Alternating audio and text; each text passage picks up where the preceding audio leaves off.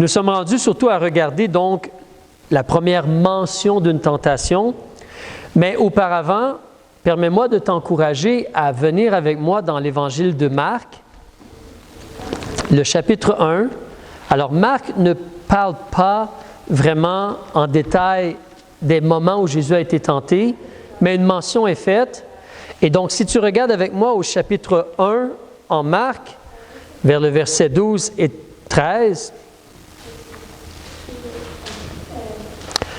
c'est important pour nous de considérer, des fois, pour différentes raisons, on pense que Jésus a été tenté 3 fois.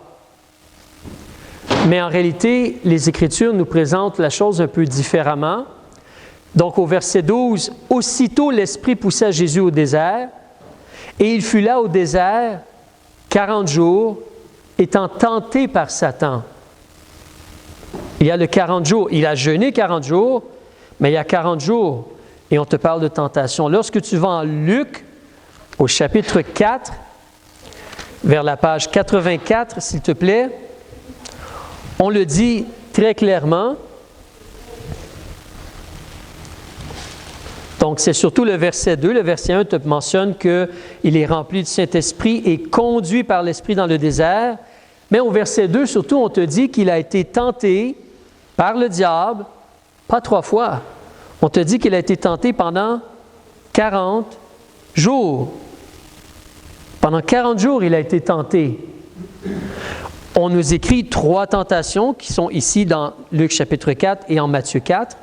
Mais Jésus, pendant 40 jours, donc, il est tenté.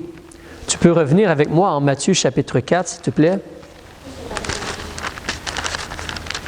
Mais voilà une chose. En réalité, les chiffres, des fois, dans la Bible, ont un certain symbolisme ou nous font réfléchir sur des choses. Tu as lu la Bible. Le chiffre 40 est utilisé souvent dans la parole de Dieu, dans un temps où les gens sont testés, éprouvés, comme jugés, comme, si tu regardes au tout début de la Bible, il y a eu le déluge. Pendant combien de temps les eaux ont tombé sur la terre? 40 jours et 40 nuits. 40 jours et 40 nuits. Moïse, quand il est monté sur la montagne, puis il a eu les 10 paroles, combien de temps il était sur la montagne avec Dieu? 40 jours. Tu te rappelles, il est retourné une deuxième fois aussi. Une deuxième fois.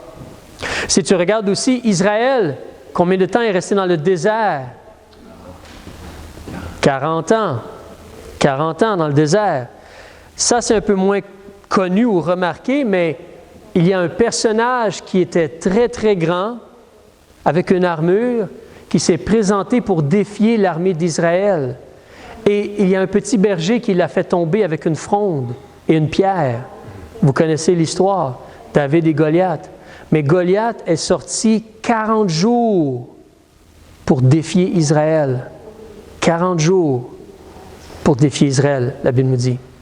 Élie a marché 40 jours et 40 nuits pour se rendre jusqu'au mont Horeb et Dieu lui a parlé. « Que fais-tu ici, Élie? » Jésus a été tenté à jeûner 40 jours. Mais aussi, après cela, quand Jésus est ressuscité, Actes chapitre 1, il est apparu 40 jours à ses disciples pour les instruire sur les choses du royaume de Dieu. Mais Jésus est tenté donc pendant 40 jours. Et là, on regarde un peu plus en détail les mentions concernant la première tentation ou déclaration du diable qui est écrite pour nous dans la parole de Dieu. Alors, on veut se rappeler au verset 2 du chapitre 4 que cela fait 40 jours qu'il n'a pas mangé.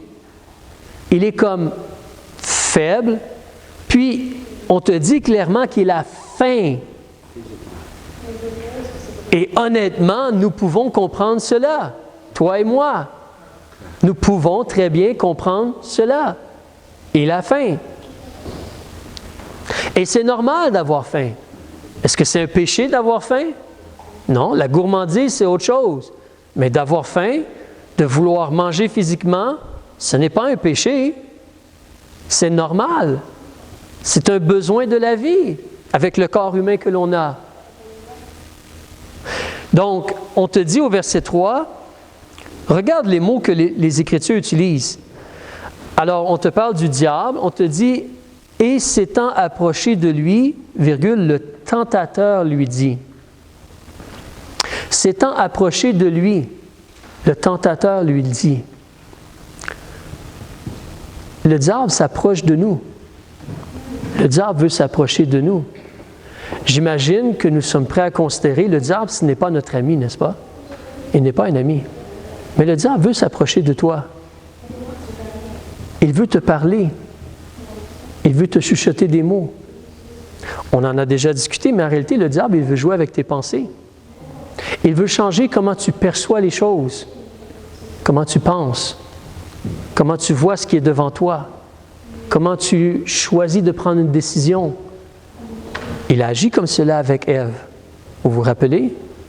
Alors, on parle ici comme de la première mention du diable dans la Bible. Comment est-il? Subtil, trompeur, habile, manipulateur. Alors, quelqu'un s'approche de toi habituellement. Oui, c'est vrai qu'il y a des pickpockets, des gens qui vont s'approcher de toi pour aller prendre ton portefeuille. Mais le diable, il s'approche de Jésus et il parle avec lui. Puis, en réalité, il se soucie de Jésus, n'est-ce pas? Il veut le bien de Jésus, n'est-ce pas? C'est une farce. Il veut le bien de Jésus dans le sens que Jésus a faim, donc mange Jésus, voyons, pense à toi. Tu devrais penser à toi et manger. Mais le tentateur lui dit, si tu es le Fils de Dieu, dis que ces pierres deviennent des pains. Pourquoi tu continues à avoir faim? Voyons, satisfais-toi, mange. Comme nous venons de dire, c'est un besoin normal et naturel de manger. Alors mange. Mais voyez-vous comment il l'approche en réalité, si tu es le Fils de Dieu. Si tu es le Fils de Dieu. Est-ce que ça touche un peu à l'orgueil? Hey, toi tu dis que tu connais Dieu et que Dieu est ton Père. Et tu souffres comme cela? Quel genre de père as-tu? Quel genre de prince es-tu si tu vis comme cela? Si tu es le Fils de Dieu, pourquoi tu es dans la situation dans laquelle tu es? C'est vrai qu'il y a le besoin physique, donc on va parler des fois de la convoitise de la chair, mais il y a un peu d'orgueil ici qui peut se présenter. Si tu es Fils de Dieu, tu devrais avoir mieux. Tu mérites mieux que cela. Tu es le Fils de Dieu, toi.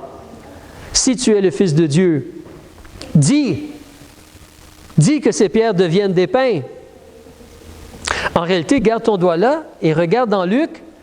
En réalité, dire, mais Luc nous mentionne une autre phrase ou un autre mot que Satan aurait utilisé. Luc chapitre 4 et au verset 3, le diable a dit, si tu es le Fils de Dieu, commande à cette pierre qu'elle devienne du pain. Un peu comme un monarque serait là, puis dirait, serviteur, fais cela.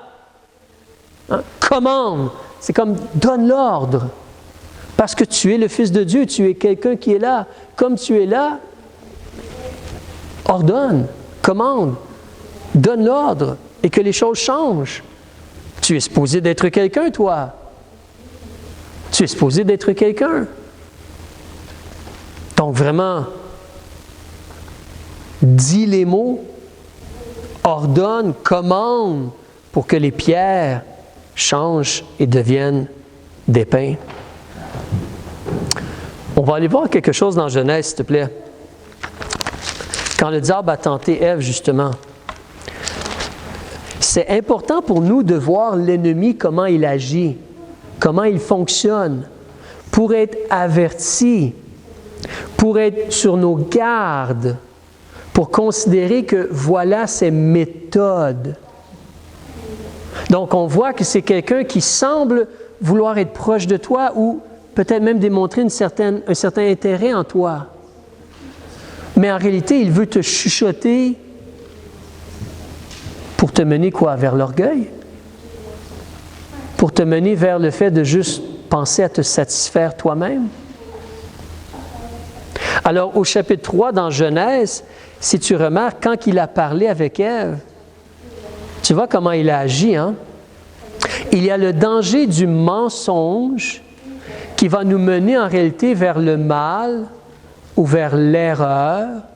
Et ultimement, c'est la mort. Parce qu'on se rappelle, le salaire du péché, c'est quoi? C'est la mort. Et la mort, c'est pas toujours « je ne vis plus ». La mort, c'est la séparation d'avec Dieu. Quand tu désobéis à Dieu, es-tu proche de Dieu? Ta relation avec Dieu n'est pas ce qu'elle devrait être. Quand tu désobéis à Dieu, est-ce qu'il y a l'abondance et le fruit? Non, c'est le désert. Il n'y a pas de vie ou de fruits. C'est comme une mort, une sécheresse. Mais comment est-ce que le diable agit? Alors, Dieu a été très clair, n'est-ce pas? Tu peux manger de tous les arbres dans le jardin, mais l'arbre de la connaissance du bien et du mal, je ne suis pas sûr, mais peut-être 90% de possibilités, tu risques de mourir. Donc, fais attention, Adam. Non, Dieu a été très, très clair, n'est-ce pas? Il a dit, certainement, tu vas mourir. Certainement, tu vas mourir. Alors, le diable s'approche de la femme et joue sur ses pensées. Ah, Dieu t'a dit que tu n'as pas le droit de manger les arbres. Et la femme, non, on peut manger des arbres. C'est juste celle-là, on n'est pas supposé d'en manger de peur qu'on meure. Non, Dieu avait dit certainement. Mais il joue sur les pensées, sur les paroles de Dieu. C'est un menteur. Ensuite, regardez au verset 4, justement, c'est vraiment trompé. Il dit clairement à la femme, tu ne vas pas mourir. Trompé. Ce sont, en Éphésiens chapitre 6, on parle des artifices. Vials en anglais. C'est un moyen habile pour tromper les gens. Des gens qui sont vraiment bons pour te tromper, là. Donc là, il dit, non, tu ne vas pas mourir. Il va mentir contre Dieu. Il va mentir contre Dieu. Mais toi, tu dis que tu es un chrétien, mais regarde ce qui se passe dans ta vie. Je ne pense pas que Dieu se soucie vraiment de toi. Oui, Dieu il dit qu'il aime le monde, mais toi, tu n'es pas du monde. Dieu ne t'aime pas. Pourquoi tu sers Jésus? Fais ce que tu veux faire avec ta vie. Va courir après l'argent à la place. Va courir après le plaisir à la place. Il va nous mentir.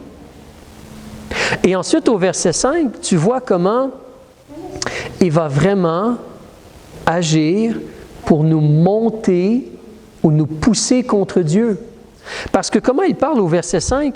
Il dit, Madame Ève, en réalité, Dieu, il sait que si tu manges ce fruit-là, tes yeux vont souffrir. Mais Dieu ne veut pas que tu en manges. Dieu t'empêche d'avoir la satisfaction, le contentement. Si tu es fils de Dieu, dis à ces pierres qu'elles deviennent du pain. Tu devrais manger, toi, en tant qu'enfant de Dieu. Alors le diable, il nous parle, il nous trompe, il nous mélange, il essaie d'agir sur nos pensées pour qu'on considère que Dieu nous empêche d'être heureux. Dieu nous retient pour ne pas qu'on soit heureux. Mais c'est un mensonge. Il essaie de nous monter contre Dieu, quand en réalité, Dieu ne veut que le meilleur pour nous. Il ne veut toujours que le meilleur pour nous.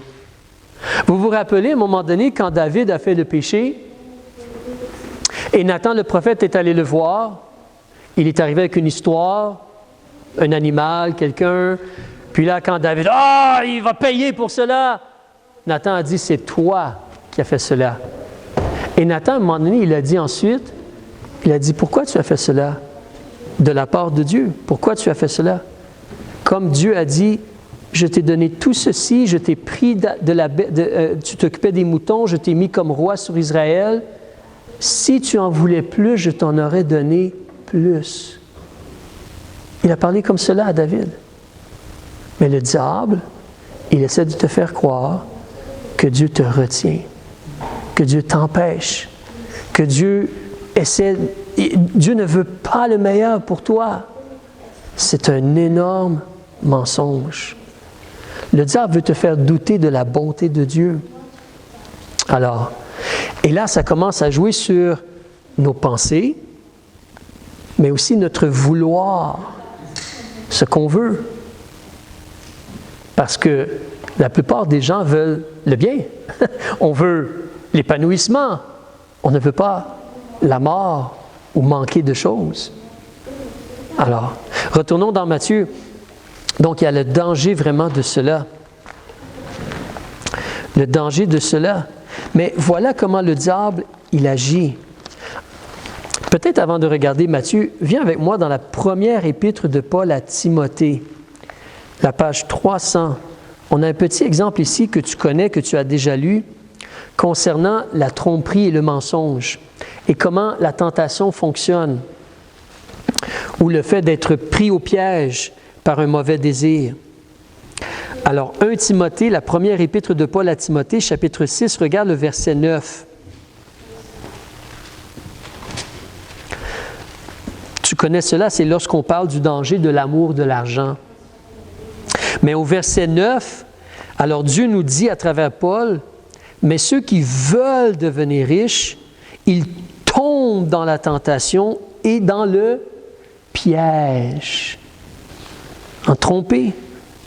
Ils tombent dans beaucoup de désirs, c'est le vouloir. Ils pensent qu'ils vont être satisfaits. C'est des désirs en réalité qui sont insensés, donc stupides, et pernicieux. Le mot pernicieux parle d'être nuisible. En réalité, tu es rongé par quelque chose où tu veux, mais ce que tu veux est en train de te détruire. C'est un peu comme ceux qui sont pris avec l'alcool ou la drogue. Ils ont ce gros désir d'aller vers l'alcool et la drogue, mais l'alcool et la drogue est en train de les tuer. De les tuer. Mais il y a le danger de cela. Alors, ceux qui veulent devenir riches tombent dans la tentation et le piège et dans beaucoup de désirs qui sont insensés et nuisibles, qui en réalité plongent les hommes dans la ruine et la perdition.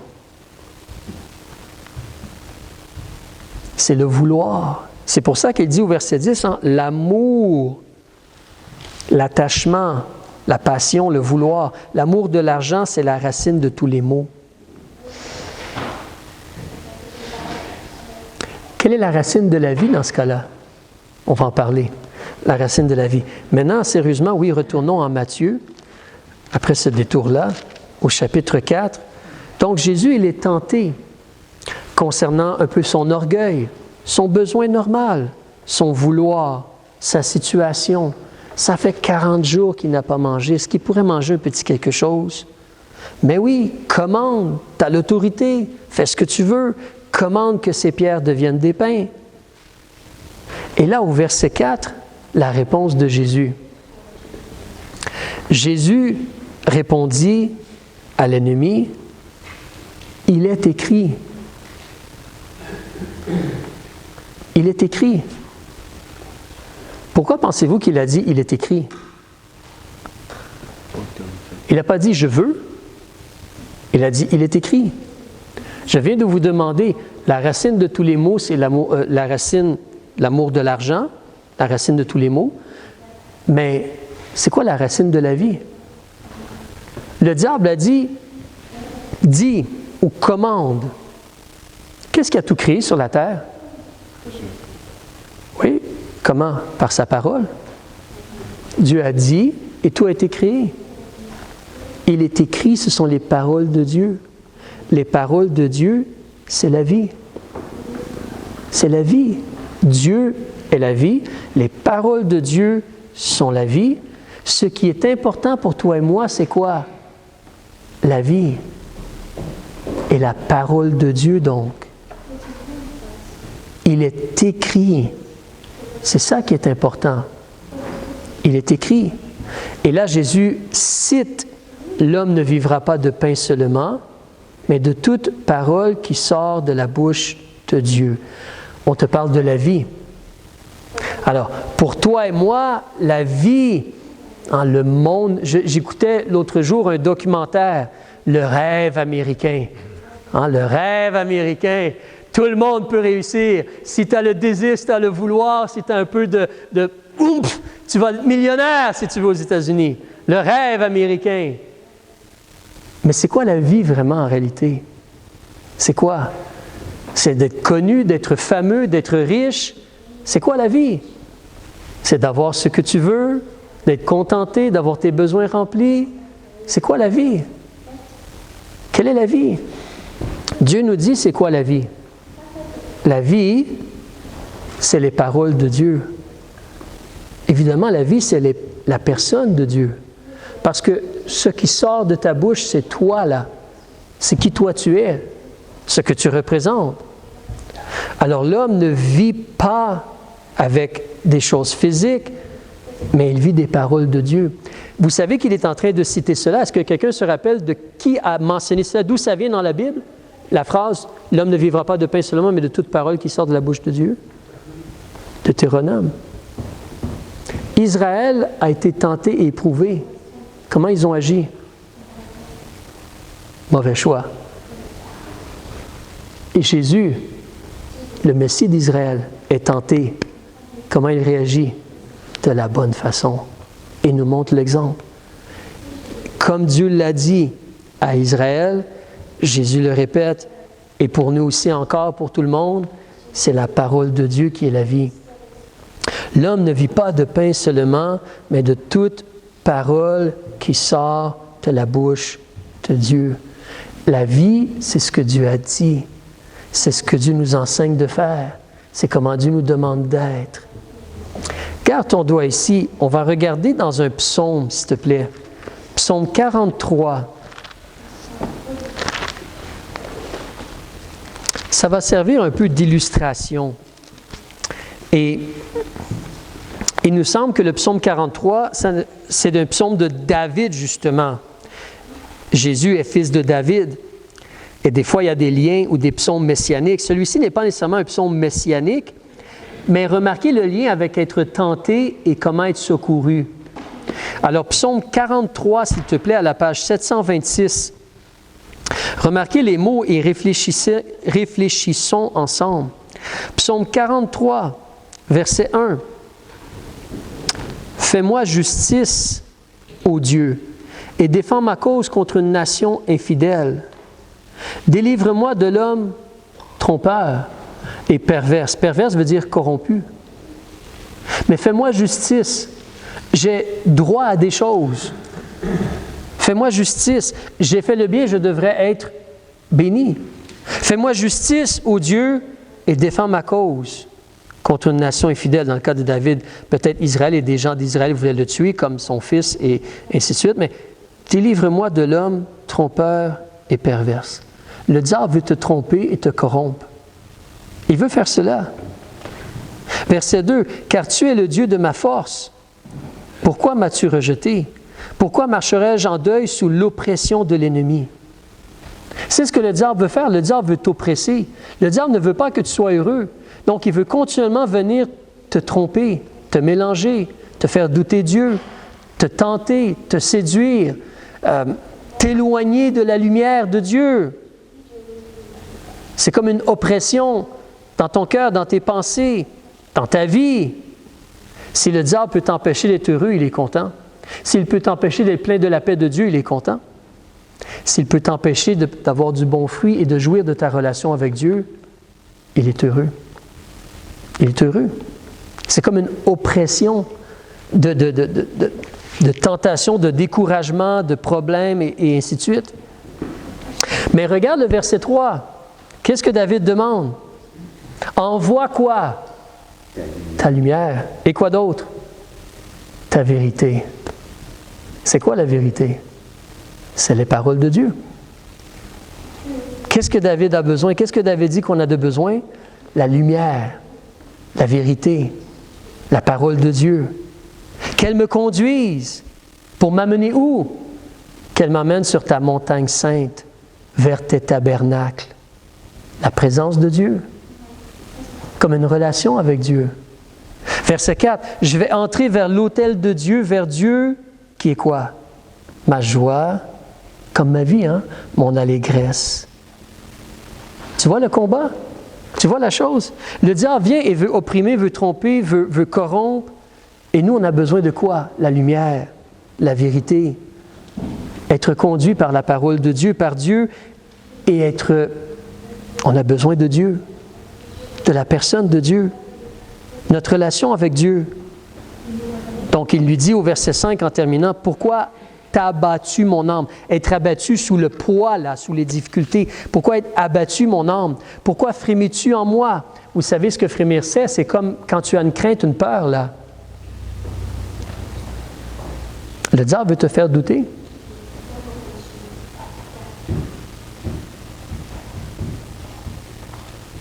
Au point où tu n'as pas confiance que Dieu peut vraiment t'aider et tu imagines le pire. Le pire. Et là, tu es en mode désespoir. Et comme tu es en mode désespoir, tu n'es pas vraiment rempli de l'Esprit ou du fruit de l'Esprit ou de la victoire parce que tu es en mode désespoir. Mais il termine en te disant « Attends-toi à Dieu. Attends-toi à Dieu. » Et c'est ce que Jésus fait. Il est en train de jeûner 40 jours et 40 nuits. Il a faim. Le diable essaie de le tenter en lui disant « Mais là, toi, tu es fils de Dieu, voyons. Tu as juste commande et ça va se produire. » Non, c'est correct.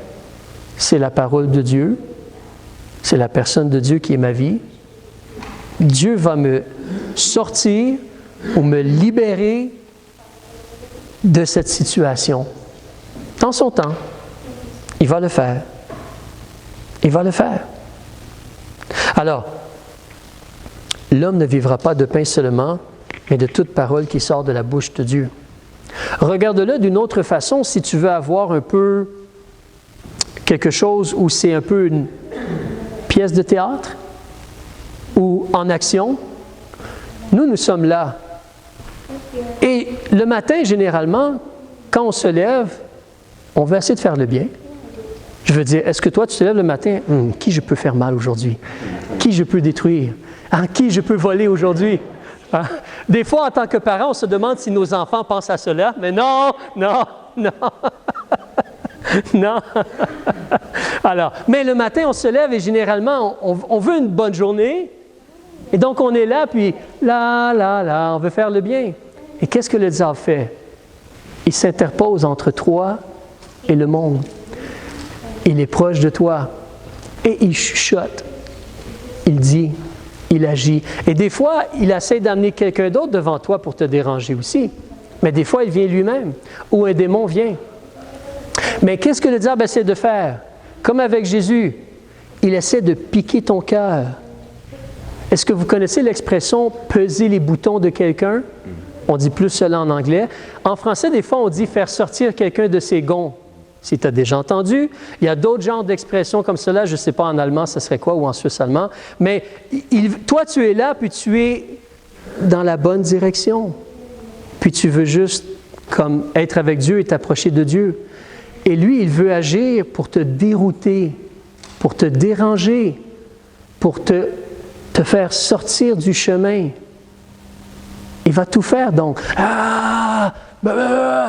Il va tout faire pour te déranger. Tout, de différentes façons.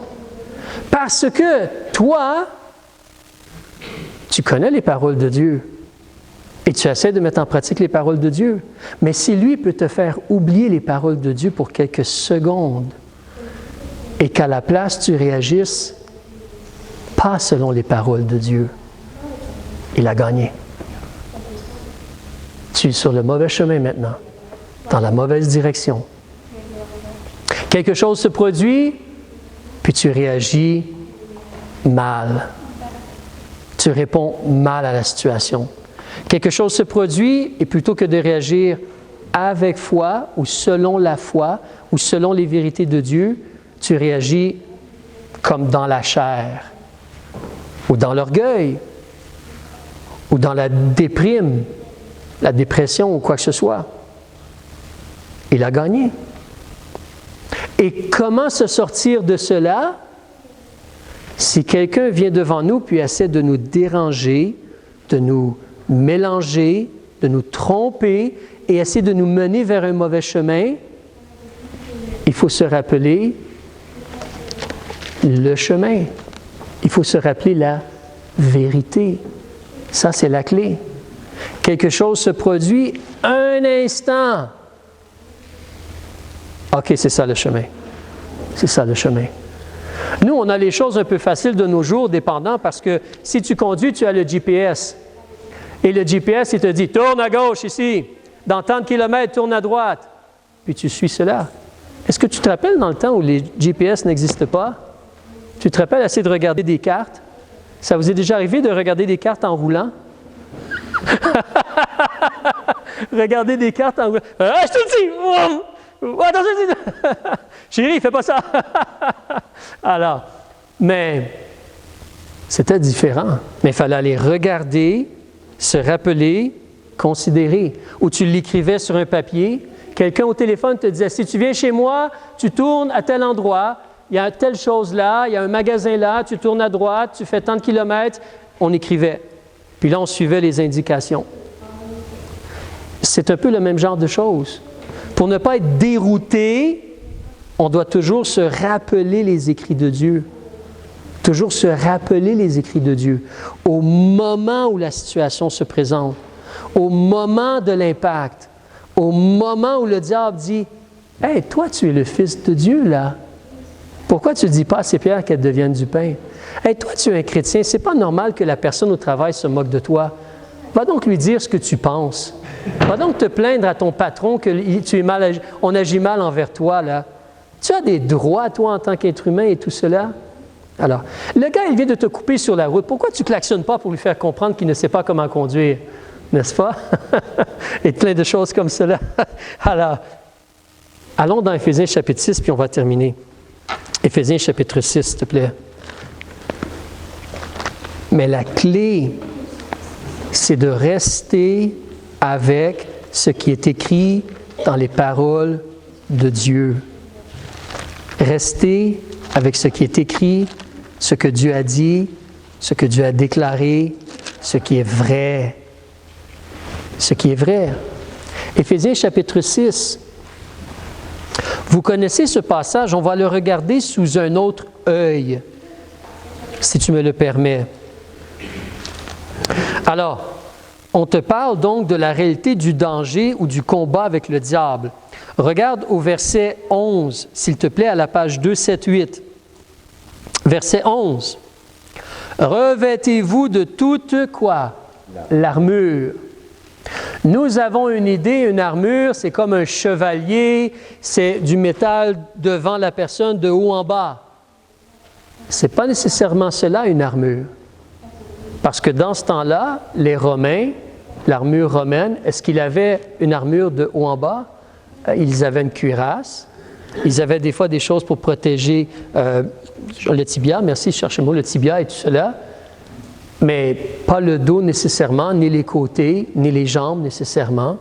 Mais une armure, cependant, c'est quelque chose où tu mets l'armure habituellement. Tu la mets surtout sur toi. Tu mets l'armure sur toi. L'armure dans ta tente, elle ne sert à rien, n'est-ce pas? L'armure, elle est sur toi. Si tu étais parmi nous, il y a quelques semaines, Proverbe chapitre 4. Proverbe chapitre 4. Qu'est-ce que nous devons avoir sur nous? Proverbe chapitre 4. On nous dit au verset 3, page 796, que la miséricorde et la vérité ne t'abandonnent point. Lis-les à ton cou. Écris-les sur la table de ton cœur. La miséricorde et la vérité, c'est quelque chose qui doit être en toi et sur toi, comme un collier, ta parure. C'est ce qu'on porte, ce qui est à la vue, ce qui est à l'intérieur de nous et qui influence notre personne. Donc, mais on te parle d'une armure si nous revenons à Éphésiens chapitre 6. Alors, qu'est-ce qu'on devrait porter? L'armure de Dieu. Pourquoi portons-nous l'armure de Dieu? Au verset 11, page 278, revêtez-vous de toute l'armure de Dieu, nous sommes avertis, afin de pouvoir tenir ferme contre les artifices du diable. Donc, on doit réaliser le combat est sérieux. Le diable, il vient avec des artifices. Les artifices, ce sont des moyens habiles pour tromper. Le diable vient comme cela. Il vient avec des moyens habiles pour tromper et donc, on doit prendre l'armure. Parce que le but, c'est quoi? tenir ferme. Tenir ferme. Il ne peut pas te dérouter, il ne peut pas te faire aller dans la mauvaise direction, il ne peut pas te diriger vers autre chose, ou tu n'es pas comme quelqu'un qui est poussé de côté et d'autre par le vent ou par l'eau, le courant de l'eau, emporté par le courant de l'eau. Non, tu es ferme dans la vérité, dans le chemin que Dieu veut que tu marches.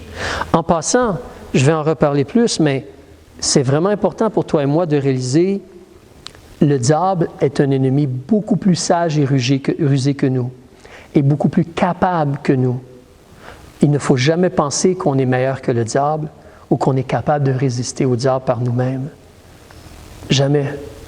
Vraiment, c'est un ennemi très capable. C'est vraiment par l'aide, par l'armure de Dieu qu'on peut tenir ferme. Ce n'est pas parce qu'on est instruit ou qu'on est une bonne personne, qu'on a une bonne éducation, qu'on vient d'une bonne famille ou qu'on est quelqu'un ou... Non. On va tomber. Il va nous vaincre. Il va nous prendre par ruse. Donc, verset 12, on connaît bien, on ne combat pas contre la chair et le sang. En réalité, c'est un combat spirituel. Donc, c'est l'esprit, c'est nos pensées, c'est notre cœur. Alors, on combat contre les principautés, les puissances, contre les princes des ténèbres de ce siècle, contre les puissances spirituelles de la méchanceté dans les lieux célestes. On est encouragé au verset 13 de prendre toutes les armes de Dieu. Tantôt, on parlait d'armure. Là, on ne parle plus d'armure, on parle d'armes. Mais encore là, les armes, si elles sont dans ta tente, elles ne servent à rien. C'est pour ça qu'on a, justement, on met le fusil dans un endroit, on met l'épée dans un endroit, on met les flèches dans le carquois, et ainsi de suite. Les armes de Dieu. Pourquoi on veut avoir les armes de Dieu? Pour résister dans le mauvais jour. Comme Jésus, là, 40 jours sans manger, puis il est tenté. Le mauvais jour va venir. Et qu'ayant tout surmonté, on demeure comment? Ferme. C'est le désir de Dieu que tu restes dans la vérité, dans la lumière, en relation avec lui. Comme David disait, hein, aller vers la maison de Dieu, la montagne de Dieu, la présence de Dieu. Donc, il te dit encore au verset 14, « Soyez donc fermes. » Maintenant, regarde l'armure. Comme je dis, nous connaissons un peu l'armure, mais regarde-la, pas nécessairement les parties de l'armure, mais regarde la réalité simple des pièces de l'armure. Qu'est-ce que tu as besoin d'avoir? Les reins saints de la vérité. Qu'est-ce que tu as besoin si tu veux vaincre le diable? La vérité. Les véritables enseignements, commandements, principes, préceptes, statuts, les vérités de Dieu. L'enseignement, ce que Dieu dit concernant toutes les choses qui se passent autour de nous. Tu as besoin de la vérité pour vaincre le diable. Ensuite, on te parle de la cuirasse de la justice. C'est quoi la justice? C'est la droiture. C'est faire ce qui est bien. Comment tu fais pour faire ce qui est bien? Comment tu fais pour savoir ce qui est bien? Ça te prend la vérité. C'est faire selon la vérité. C'est la vérité. Verset 15, on devait avoir les pieds chaussés du zèle de l'Évangile de la paix. C'est quoi l'Évangile de la paix? C'est la bonne nouvelle ou c'est le bon message que Christ est mort pour nos péchés, qu'il a été enseveli et qu'il est ressuscité, selon les Écritures, pour notre justification. Mais l'Évangile, c'est le message de vérité de Dieu pour le salut de l'être humain. C'est le message de Dieu, c'est la parole de Dieu, c'est la vérité. Verset 16, prenant par-dessus tout le bouclier de la foi. La foi. La foi, c'est quoi? C'est croire. Quoi? Croire ce que Dieu a dit. Les paroles de Dieu. La foi, c'est quoi? La foi, c'est vivre comme Dieu a dit de vivre. Mettre en pratique ses paroles. C'est comme la vérité encore. Après ça, il te parle du casque du salut. Le casque du salut. Nous savons que nous sommes sauvés et nous savons que nous avons l'assurance du salut par les paroles, les promesses de Dieu. Tout de suite après, il te parle de l'épée de l'Esprit qui est la parole de Dieu. Ensuite, il parle de la prière. Ça, c'est un peu différent. Mais la majorité de la réalité de l'armure de Dieu ou des armes de Dieu, ça se résume à la vérité. À croire la vérité, vivre selon la vérité, porter la vérité aux gens, et ainsi de suite. C'est la vérité. C'est pour ça, comme Jésus a dit, quand le diable vient et nous dérange, c'est quoi la réponse? Attends, qu'est-ce qui est écrit dans la Bible encore? Non, t'as tort. Bye. Et c'est là, comme Jésus, hein? Arrière de moi, Satan. Arrière de moi, Satan. Parce que la parole de Dieu dit ceci ou cela. Ah, c'est très facile de savoir cela. C'est très facile de savoir. Le diable agit comme cela, donc j'ai seulement à juste vivre comme la Bible dit de vivre. Ça, c'est très facile. Mais dans la vie de tous les jours, quand au moment même tu es tenté et éprouvé, ça, c'est une toute autre situation. N'est-ce pas? Nous sommes des êtres humains. Nous sommes des êtres humains faibles. Jésus est un exemple et Jésus veut nous aider. C'est là qu'on apprend à crier à lui, à espérer en lui, à surveiller nos pensées, à surveiller nos actions, nos réactions. Mais la réalité, tu sais comme moi, quand quelque chose se produit, puis le diable vient te dire « Hey, frappe-le en retour, il vient de te frapper. » C'est quoi la première chose qu'on fait? On frappe. « Ah, c'est vrai, je n'aurais pas dû le frapper. » Mais la première réaction, c'est le frapper.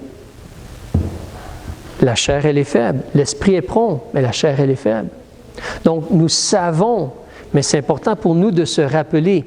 La semaine passée, on a vu une clé, une aide pour avoir la victoire, la promesse en 1 Corinthiens chapitre 10, verset 13. « Aucune tentation ne vous est survenue qui n'ait été une tentation humaine. Or, Dieu est fidèle et il ne permettra point que vous soyez tentés au-delà de vos forces. Mais avec la tentation, il vous en donnera aussi l'issue, la sortie, afin que vous puissiez la supporter. » Là, aujourd'hui, en terminant, ce qu'on voit, c'est une autre clé. Le danger, le combat est réel. La clé, toujours revenir, toujours rester, toujours se rappeler qu'est-ce que Dieu a dit, qu'est-ce que Dieu a enseigné, qu'est-ce que Dieu demande. Quelle est la promesse de Dieu? Je peux espérer en Dieu. Qu'est-ce qu'il me dit sur ce sujet-là? Vous vous rappelez, quand Paul avait l'écharpe dans la chair, il a prié 3 fois. Est-ce que Dieu a répondu à sa prière? Dieu a dit, « Ma grâce te suffit. » Ma grâce te suffit. Ça, c'était la vérité que Paul avait. Il devait s'attacher à cette vérité-là. La grâce de Dieu va me suffire. La grâce de Dieu va me suffire. Je vais avoir encore cette situation-là, mais la grâce de Dieu va me suffire. On va prier. Père, on veut te remercier parce que tu veux